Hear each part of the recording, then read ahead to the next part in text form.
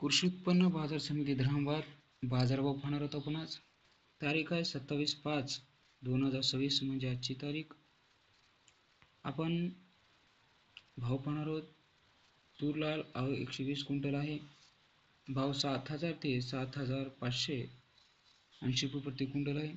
तूर पांढरी आवक 15 क्विंटल आहे. भाव 7,410 ते 7,765 रुपये प्रति क्विंटल आहे. चण्याची आवक 740 आहे. भाव 5,300 ते 5,950 रुपये प्रति क्विंटल आहे.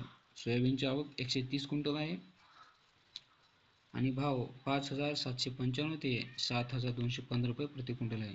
तीळ आवक 15 क्विंटल आहे. भाव 10,100 ते 10,475 रुपये प्रति क्विंटल आहे.